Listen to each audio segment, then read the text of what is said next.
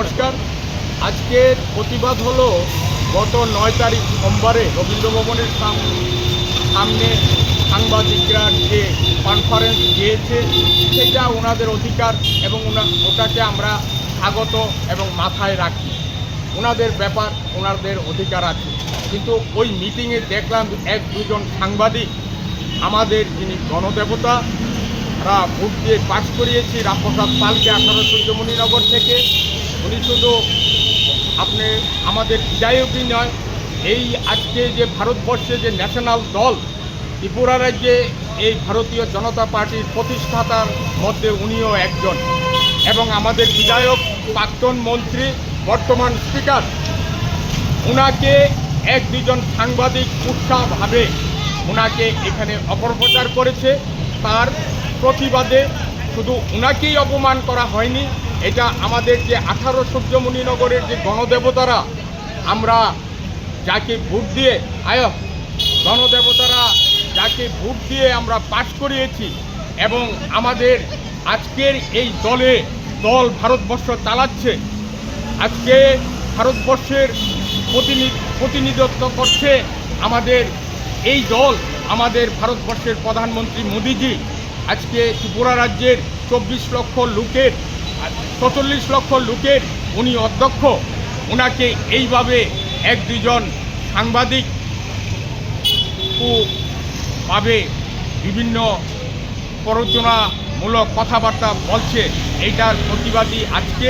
কেননা আমরা সাংবাদিককে মাথায় রাখি, সাংবাদিককে শ্রদ্ধা করি। ওনারা গণতন্ত্রের চতুর্থ স্তম্ভ, এবং সারা ত্রিপুরা রাজ্যে যে ভূপেন দত্ত ভৌমিক সাংবাদিক ছিলেন উনি আজকে নেই, প্রয়াত হয়েছেন।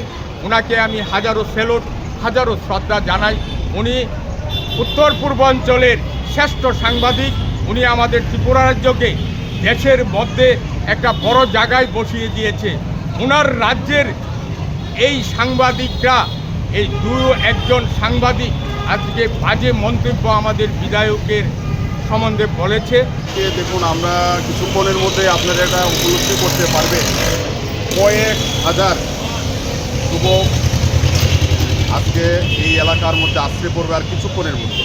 ওই মুভমেন্ট থেকে আমি এসেছি, সবাইকে শান্ত করে এসেছি, বলে এসেছি যে আমাদের মাননীয় বিধায়ক আর কিছুক্ষণের মধ্যে আসবেন। আজকে মূলত আমাদের উদ্দেশ্য আমাদের বিধায়কের বাসভবনে আমরা সবাই আসছি, সূর্যমণিনগর এলাকার বাসিন্দারা যারা আমরা আছি, আমরা এসেছি আপনাদের সামনে। আমাদের এলাকার বিশিষ্ট অভিভাবক মৌললোক মহাশয় বিস্তৃত আপনাদের সামনে বলেছেন। আমাদের বক্তব্য একটাই যে গণতান্ত্রিক ব্যবস্থাপনায় সংবাদ মাধ্যম একটা গুরুত্বপূর্ণ স্থানে আছে, এটা আমরা সবাই জানি।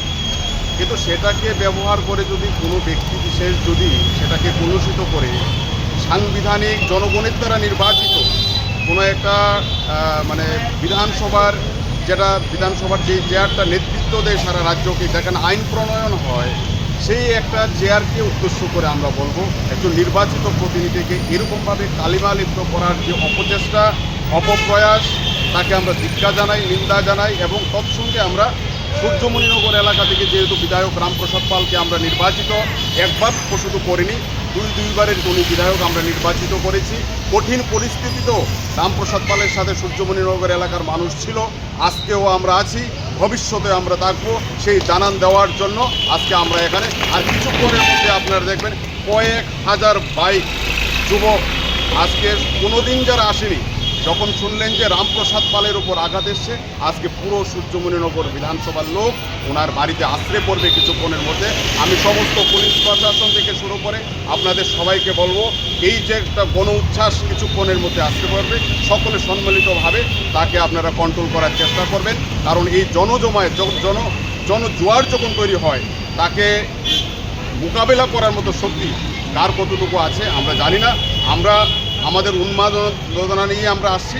আমরা সবাইকে বলবো আপনারা কিছুক্ষণের মধ্যে প্রত্যক্ষ করবেন, এবং বিধায়ক যিনি সূর্যমণিনগর এলাকার বিধায়ক, ওনার সাথে সাক্ষাতের যে মুহূর্তটা, সেটাও আপনাকে অনুরোধ করবেন সবাই।